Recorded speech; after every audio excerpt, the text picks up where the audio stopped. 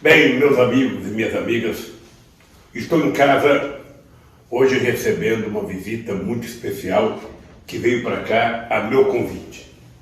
Primeiro porque eu estava com muita vontade de conversar sobre a crise na saúde brasileira, o coronavírus, a crise mundial, sobre economia, e resolvi chamar um companheiro que eu tenho muita confiança, um companheiro que eu acredito muito, um companheiro que tem muito bom senso para discutir o assunto dele.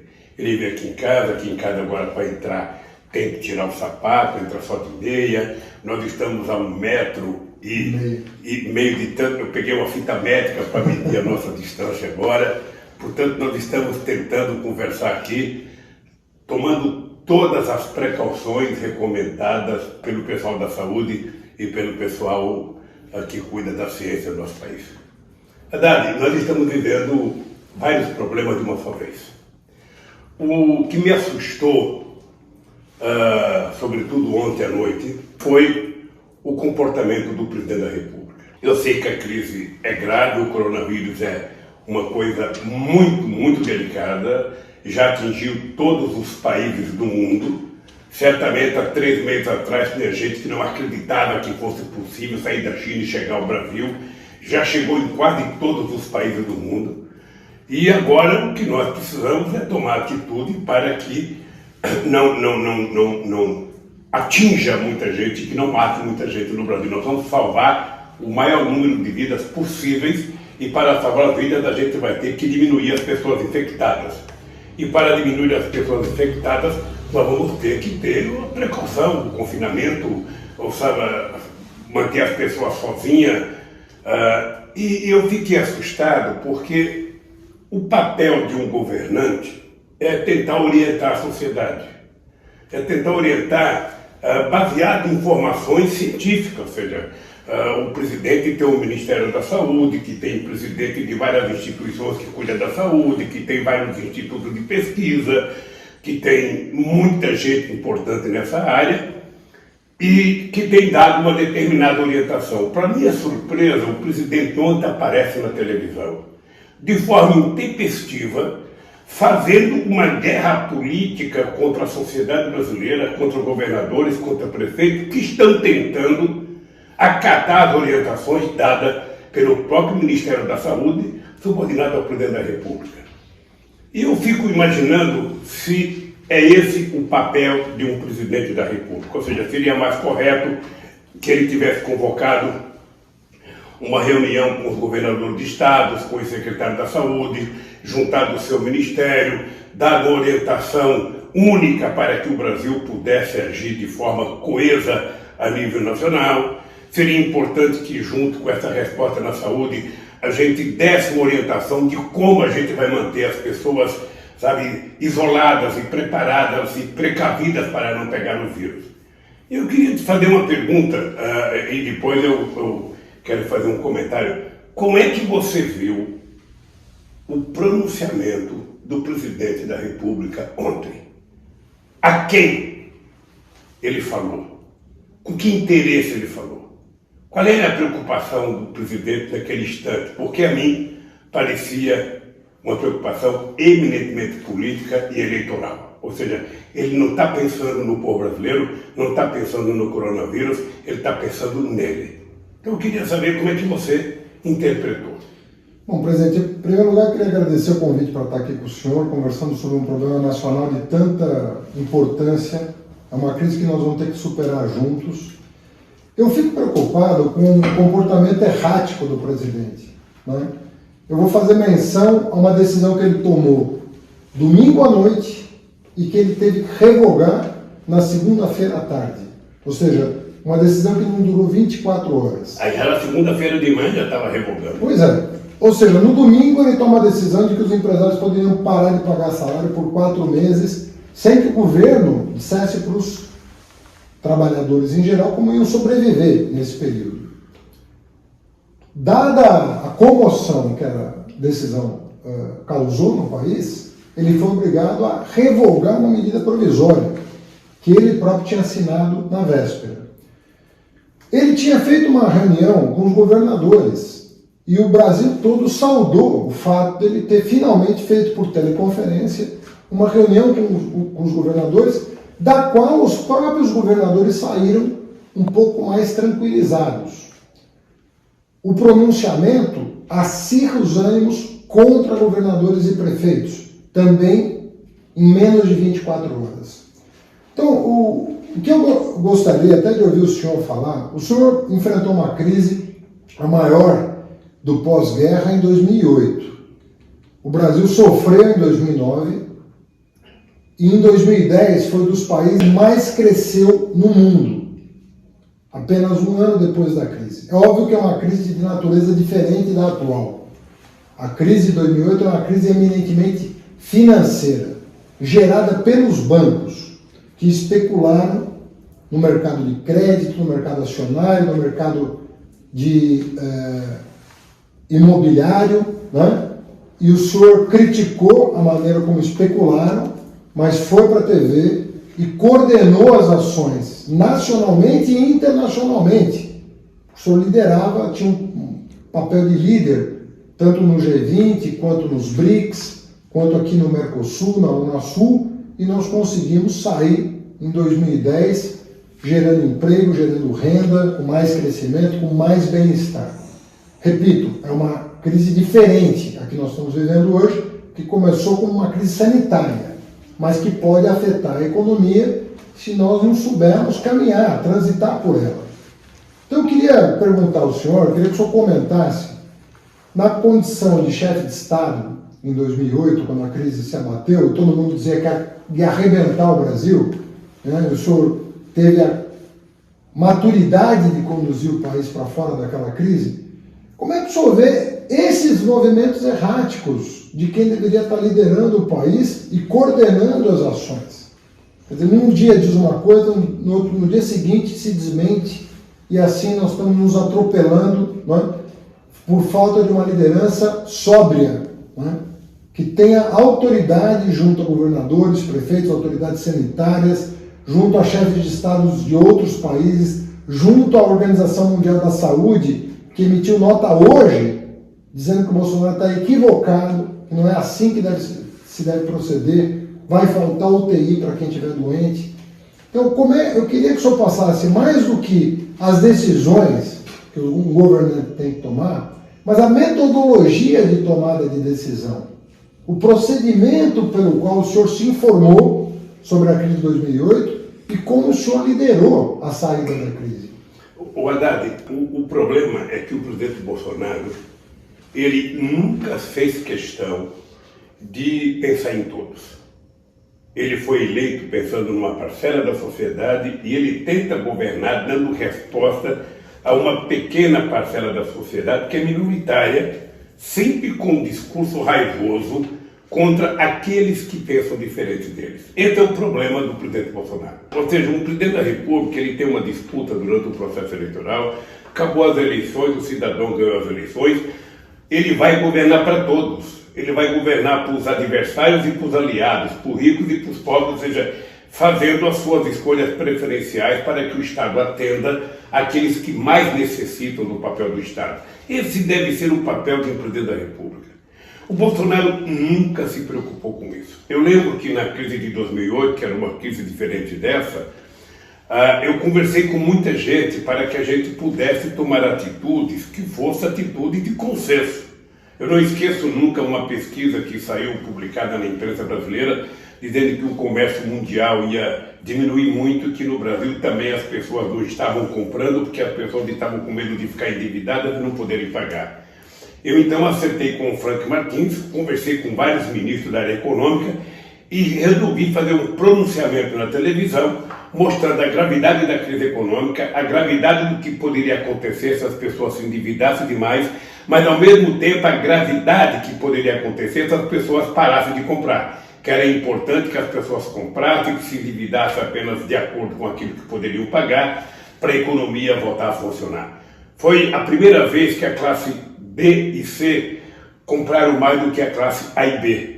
E a economia brasileira se recuperou mais rapidamente. Você está lembrado que eu dizia, o Brasil vai ser o último a entrar e o primeiro a sair. E aconteceu isso. Nessa crise agora, que é uma crise mais grave, porque a gente já vinha com uma crise econômica, ou seja, o milagre econômico que a elite brasileira prometeu com o impeachment da Dilma não aconteceu em nenhum momento, e a crise estava já muito ruim no mundo inteiro, possivelmente reforçada pelo coronavírus na China, e a China se transformando no motor da economia mundial. Na medida que ela baqueia, o mundo inteiro baqueia, a crise econômica já vinha vindo, vem a crise do coronavírus e pega o governo totalmente desprevenido, porque ele não se cuidou. O governo poderia ter se informado, aprendido um pouco o que aconteceu na China, o que estava acontecendo no mundo, para tomar cuidado, para evitar que junto com a crise econômica você tivesse uma crise de coronavírus que pudesse ceifar a vida de muita gente nesse país.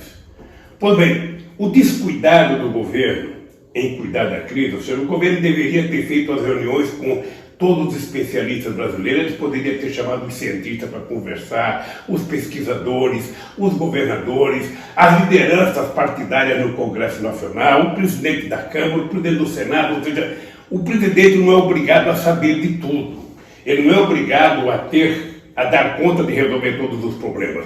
Mas quando você não sabe, por si só, tomar posições, você consulta a sociedade, você consulta os especialistas, você consulta as universidades, você consulta os governadores, coisa que em nenhum momento ele fez. Ou seja, ele só foi reunir com os governadores já pressionado pela falta de competência em tratar do coronavírus no Brasil. Pois bem, e quando ele faz o pronunciamento que ele fez ontem, ele dá uma demonstração de inabilidade política tremenda, porque ele não estava preocupado com o coronavírus ontem à noite, ele estava preocupado com ele estava preocupado com o público que ele queria se dirigir para manter o clima de acirramento político no Brasil, coisa que nós não precisamos agora de acirramento. Agora o que nós precisamos é que todo mundo tenha clareza de que todos nós juntos seremos responsáveis pelo sucesso do combate ao coronavírus, ou todos nós juntos seremos responsáveis pelo fracasso. Então, o que eu acho é que o Bolsonaro não ouve, ele não conversa, ele não tem intenção de fazer as coisas que atendam aos interesses da sociedade. Ele tem a intenção de fazer as coisas que interessam a ele ou ao grupo que ele pertence. Inclusive, Haddad, eu penso que depois de ontem o ministro da Saúde ou renuncia e diz que não pode continuar sendo o ministro de um presidente que não acata as orientações que ele dá. Ou ele renuncia dizendo que não é possível, que ele, que é ministro, nunca falou no assunto, o presidente da República fica vendendo a ideia de que o remédio da malária é o remédio que vai curar, sabe, o coronavírus, sem nenhuma prova científica, apenas com um desejo por causa de uma fala do presidente Trump. Ora, nós temos aqui centros de pesquisa extraordinários, eu poderia citar apenas um, Oswaldo Cruz, ou citar a Fiocruz, ou seja, que já poderia estar pesquisando, não, mas ele não se preocupa com a verdade, ele não quer a verdade. O que ele quer é criar o caos do país. Ora, nesse momento, Haddad, eu acho que o presidente da República deveria ter aparecido na televisão para fazer o seguinte: olha, é grave, nós precisamos isolar as pessoas mais vulneráveis, nós precisamos cuidar das pessoas, nós precisamos cuidar das crianças, nós precisamos saber que setor produtivo vai continuar produzindo no país, como é que nós vamos cuidar para essas pessoas terem segurança no serviço, porque as pessoas têm que produzir alimentos, as pessoas têm que produzir coisas, remédios para a sociedade. Então, nós vamos cuidar de fazer com que a economia funcione sem colocar ninguém em risco nesse país. Esse era o papel do Estado. Esse era o papel do Estado, de chamar, sabe, os cientistas, de chamar os governadores, os prefeitos, as forças armadas, ou seja, todo mundo que puder colaborar para ver se o Brasil consegue, aprendendo com o que aconteceu nos outros países, fazer com que o país tenha sido o último a entrar e o primeiro a sair com menos vida, sabe, perdida nesse país. Era esse o pronunciamento que eu esperava, era assim que eu acho que um presidente deveria se comportar. A arte de presidir um país é a arte de um maestro de orquestra. Você não tem que saber tocar todos os instrumentos, você apenas precisa saber reger, você precisa apenas saber harmonizar, sabe, esses instrumentos. E o presidente da República, lamentavelmente, não sabe. Ele todo dia faz uma ofensa às pessoas, todo dia ele quer brigar com alguém, todo dia, e ele está apostando o seguinte, ele está apostando que ele não conseguiu consertar a economia, ele está percebendo que o coronavírus não vai ser controlado do jeito que ele quer que seja controlado, ou seja, porque a sociedade médica, a sociedade científica, os governadores e prefeitos estão com mais responsabilidade do que ele. Então ele fica tentando, apostando na desgraça para dizer, tá vendo, eu não falei? Tá vendo, eu não avisei? Ora, nós teremos muito mais problemas, e eles serão muito mais graves, quanto menos responsável for o presidente da República. O presidente da República existe não é para propor o caos, ele existe para tentar harmonizar a sociedade brasileira entre os seus atores, entre as instituições, para que a gente possa dar conta dos problemas que nós temos. Isso vale para o coronavírus, mas isso vale para a economia, isso vale para outra coisa qualquer. Esse é o papel do presidente. Na hora que tiver uma eleição, vai ter a disputa e aí ganha quem tiver mais voto, ganha quem ganhar. Mas não pode fazer de tudo uma disputa eleitoral. Acho que nós estamos numa situação complicada, porque eu acho que o Bolsonaro não tem estatura psicológica para continuar governando o Brasil. Ou esse cidadão renuncia, ou se faz o impeachment dele, ou alguma coisa, porque não é possível que alguém esteja tão irresponsável de brincar com a vida de milhões de pessoas como ele está brincando. Sabe? Sem nenhuma prova, sem nenhum conhecimento de causa. Deus queira que não morra ninguém, Deus queira que ninguém... ou seja, Deus queira que morra o menos possível, que o menos possível de gente tenha gripe, mas o dado concreto é que o papel do presidente não é tentar adivinhar o que vai acontecer, é tomar atitudes para evitar que aconteça, coisa que ele não faz. Presidente, o senhor se referiu a esses conflitos que são criados quase que diariamente, não é? De uma semana para cá, nós tivemos, a partir do dia 15, um conflito seríssimo com o Supremo Tribunal Federal e com o Congresso. Na sequência, um conflito com a China, que inclusive gerou uma crise diplomática que está sendo contornada a duras penas. Agora, um conflito com governadores e prefeitos. Eu estou falando de uma semana, né? São conflitos que vão se acumulando. E no caso específico da China, eu queria perguntar para o senhor, que a China foi o primeiro país que entrou na crise do coronavírus. E é o primeiro país que está saindo dessa crise. E se levarmos em conta a quantidade de chineses que habitam aquele país, estamos falando de mais de 1 bilhão de habitantes. 1 bilhão e 300 milhões de habitantes. Nós estamos falando de 1 bilhão e 300, ele tem 1 bilhão a mais do que o Brasil, mais do que 1 bilhão. E é um país que conseguiu, sem cair na falsa oposição entre cuidar da saúde e da economia, que cuidou dos dois, a China não parou de produzir e a China confinou quando teve que confinar. Ou seja, a província onde surgiu o problema sofreu um confinamento, da qual está saindo agora. O país, como um todo, continuou produzindo, inclusive para aquela província, para não ter crise de desabastecimento. O número de mortes e infecções começou a cair drasticamente e eles atingiram uma situação, dando mostras, não só a China, mas também Coreia e Japão, de que há como equilibrar o problema sanitário e o problema econômico. Né?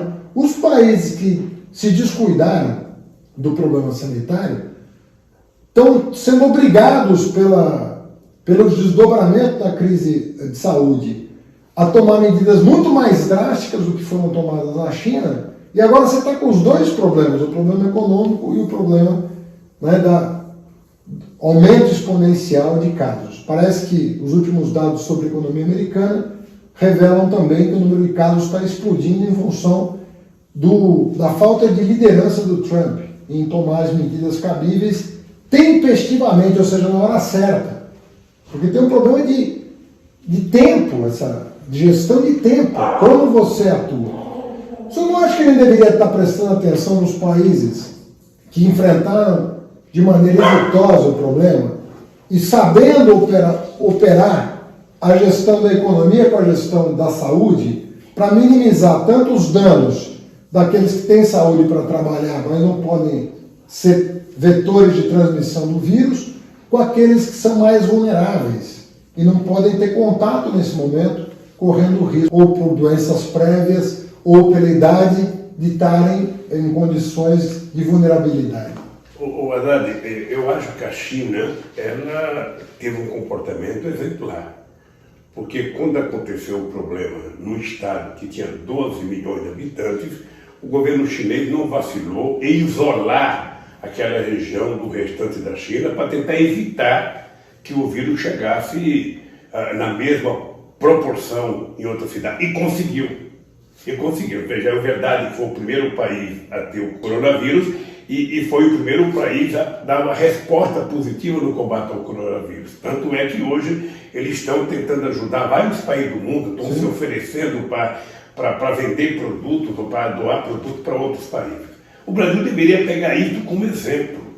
Mas a impressão que eu tenho é que se o ministro da Saúde de um lado parece civilizado e quer ter acesso a isso, parece o presidente da República incivilizado não querendo, tendo um modus próprio de se comportar. Ora, numa época como essa, Haddad, é importante a gente atentar ao seguinte: em se tratando de saúde do povo, em se tratando de um inimigo invisível como o coronavírus, a gente não tem que ficar regateando dinheiro para combater esse mal. É como se você tivesse um comprimido e que a pessoa fala, você vai ter que tomar de 8 a 8 horas e você pega um só, parte em 10 vezes e tenta tomar aquele comprimido em 10 vezes. Ora, o governo já deveria ter feito com os estados uma avaliação do custo, a necessidade do SUS e ter colocado dinheiro disponibilizado para cuidar disso rapidamente. Não tem que ficar dosando, sabe, um pouquinho de dinheiro aqui, um pouquinho de dinheiro ali, como se o Guedes fosse dono do dinheiro. Ele sentasse em cima e o problema dele é pagar juros, sem se importar com a saúde do povo, Haddad. Ou seja, a segunda coisa é o seguinte, é que você pode utilizar recursos, você pode produzir dinheiro através do Tesouro para cuidar da crise e você pode, ao mesmo tempo, fazer investimento na economia. O Estado brasileiro pode pegar uma parte das reservas que nós temos internacionais, ao invés de ficar, sabe, gastando todo dia um pouquinho para tentar não deixar o dólar subir muito, ele poderia pegar uma parte desse dinheiro, transformar em reais e fazer grandes investimentos em obras de infraestrutura para dinamizar a economia brasileira. Não é incompatível. Ou seja, o governo pode pensar várias coisas ao mesmo tempo. Acontece que esse governo não pensa nada. Ou seja, nós já temos exemplos. A gente não pode ficar olhando o desastre que aconteceu na Itália, que aconteceu na Espanha, porque, veja, esses países estavam preparados para funcionar em tempo de normalidade. Acontece que o coronavírus é uma coisa anormal.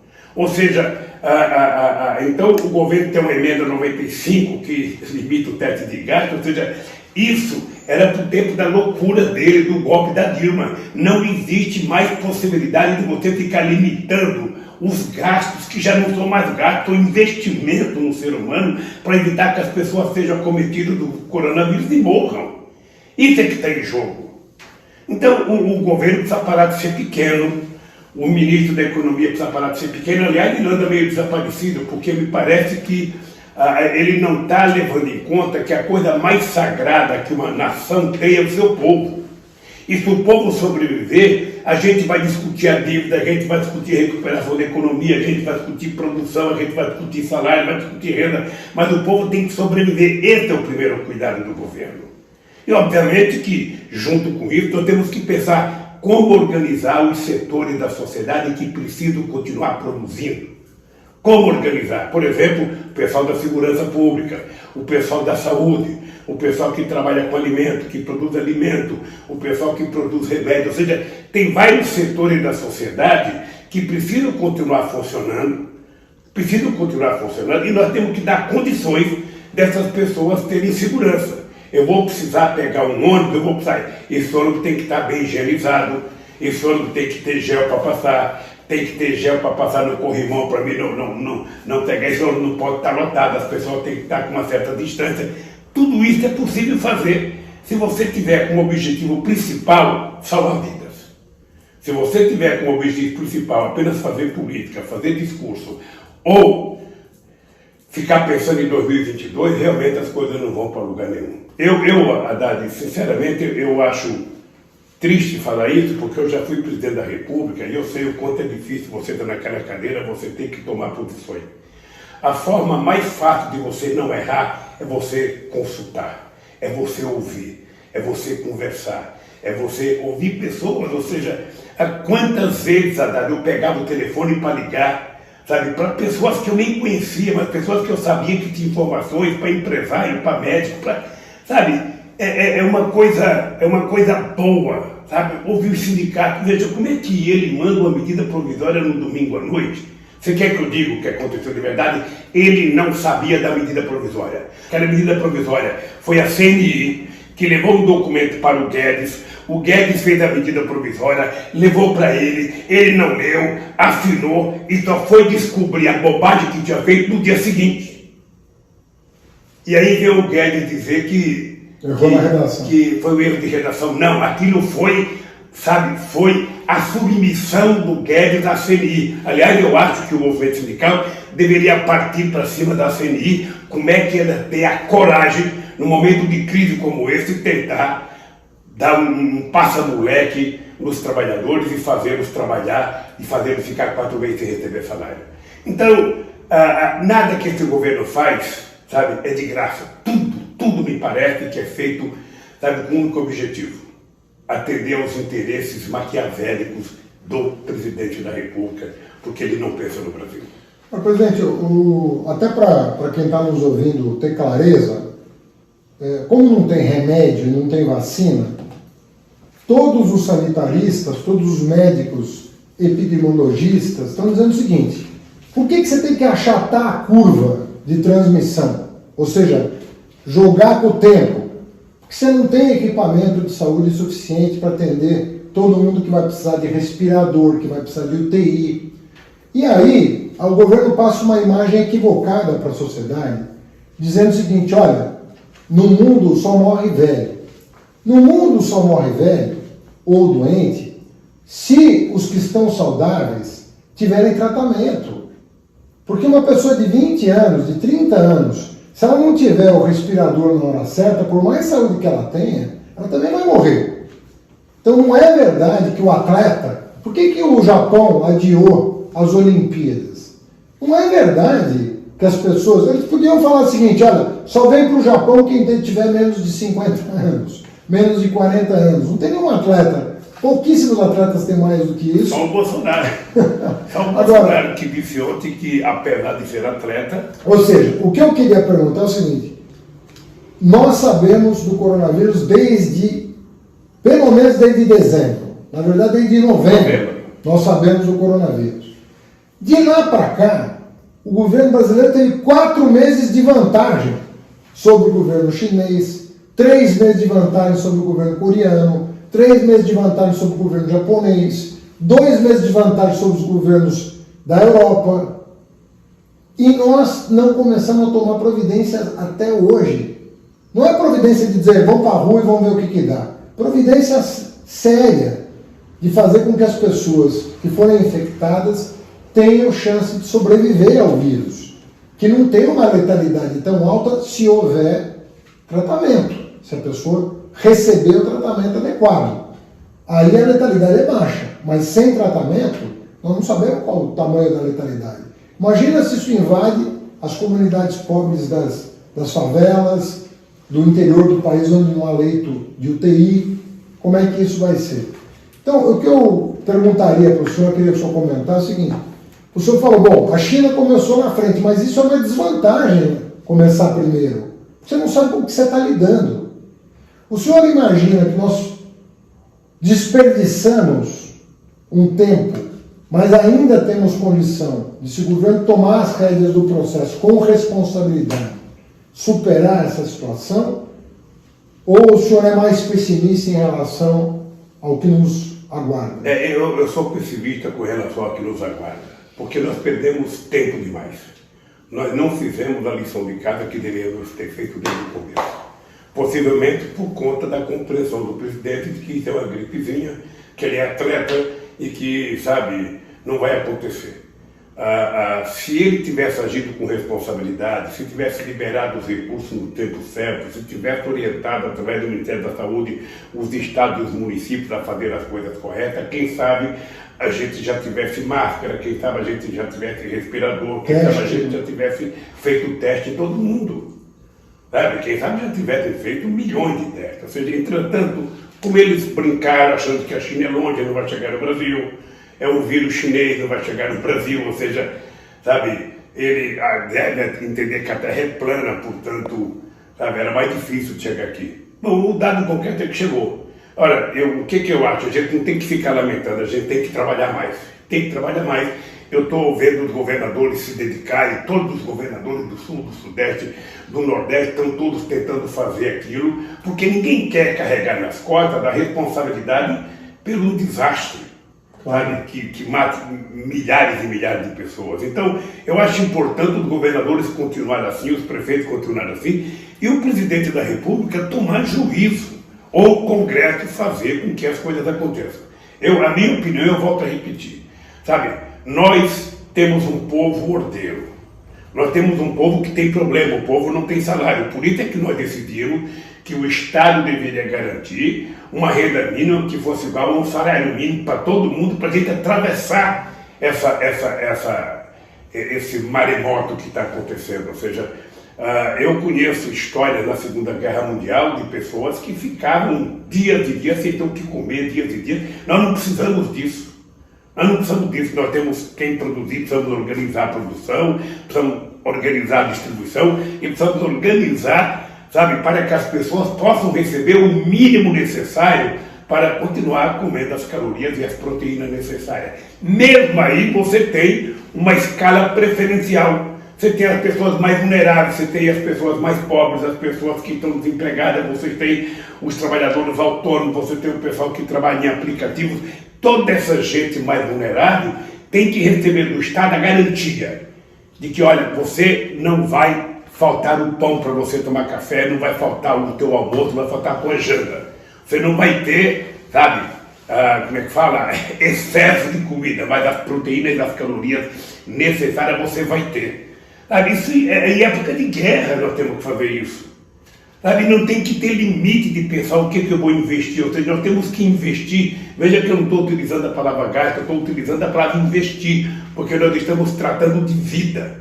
Gasto é quando eu deixo o dinheiro parado no banco para pagar juros e as pessoas morrendo de necessidade na rua, morrendo de frio, sabe? Morrendo de outras doenças mais elementares.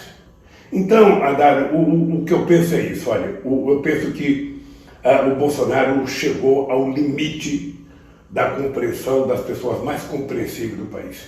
Ele efetivamente não está preparado para tocar esse país. Você vê de um cidadão que faz uma viagem para os Estados Unidos e me parece que já tem 23 pessoas que viajaram com ele que estão com coronavírus. Onde esse cara foi? Ele foi no ninho do coronavírus? Ele foi no ninho, veja, porque eu, graças a Deus, estive no epicentro do coronavírus. Eu estive na França, na Alemanha e Genebra, e ninguém da minha equipe pegou coronavírus. Ou porque nós somos abençoados por Deus, ou porque nós nos cuidamos. A minha pergunta é o seguinte: o que essa gente fez que, sabendo do coronavírus, ou eles acharam que na terra do Trump não tinha? Na terra do Trump podia tudo.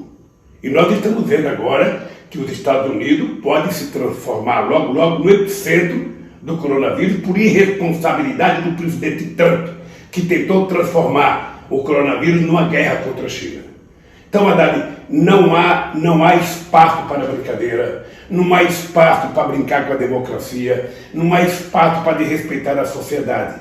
O Bolsonaro fica tentando apelar de uma forma, às vezes, até demagógica, sabe, falando em nome do povo pobre, que precisa de proteção desse povo pobre.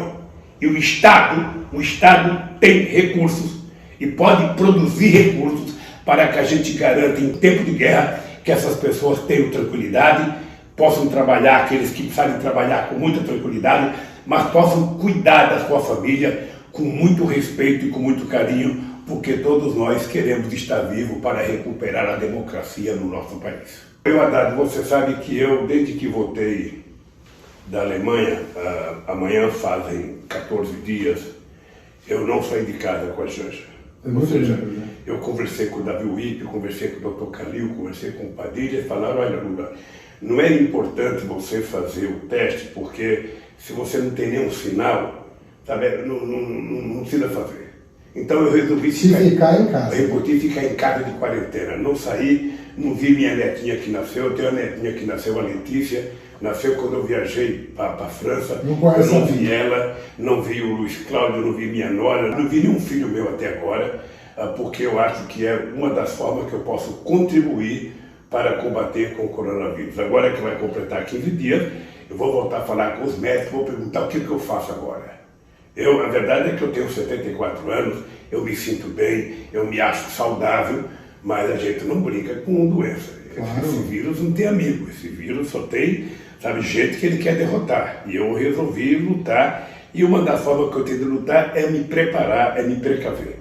Obviamente que tem gente que tem muito mais necessidade, tem gente que fica pensando, pô, se eu não for trabalhar, a minha patroa vai me mandar embora. E eu queria dizer, olha, nenhuma patroa tem que mandar a sua empregada doméstica embora. Por favor, libera a sua empregada doméstica e paga o salário. É a contribuição para o humanismo que você está dando nesse momento. Nenhum empresário precisa dispensar trabalhador agora.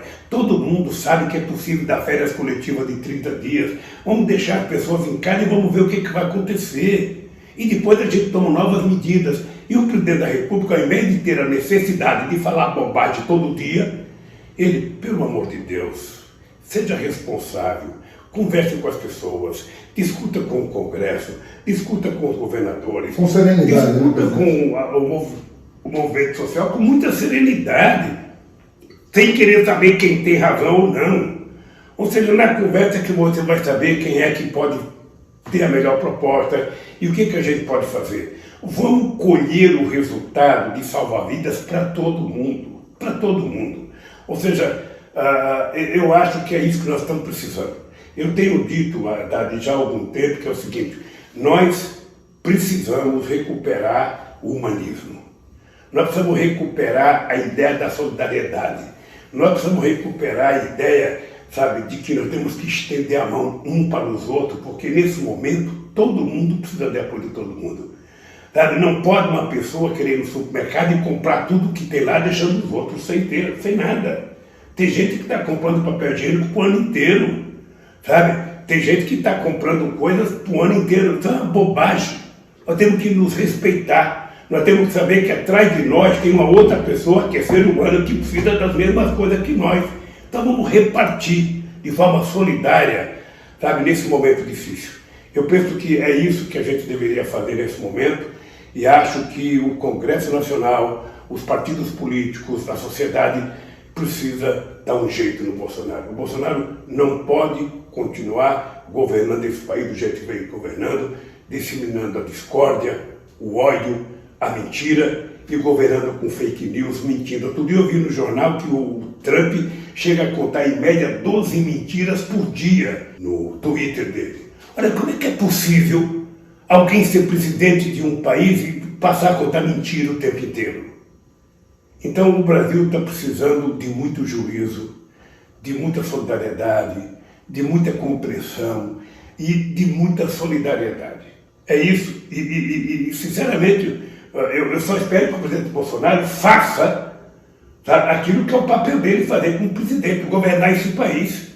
E não achincalhar os outros, desmentir os outros, provocar os outros e fazer papelão que ele fez ontem. Efetivamente, eu não esperava viver para ver o espetáculo de grosseria que eu vi ontem à noite na fala do presidente em rede nacional. Por isso, Haddad, eu quero te agradecer. Você sabe que você é uma das pessoas que eu gosto, que eu ouço, sabe, que sempre age com muito bom senso, com muita maturidade. Eu acho que esse momento é um momento em que a gente precisa estar todo mundo junto. Está todo mundo junto. Eu adoraria estar na rua, eu adoraria estar na academia, sabe? O jeito de eu ajudar é ficar em casa. E todos que puderem ficar em casa, fiquem em casa. Todos.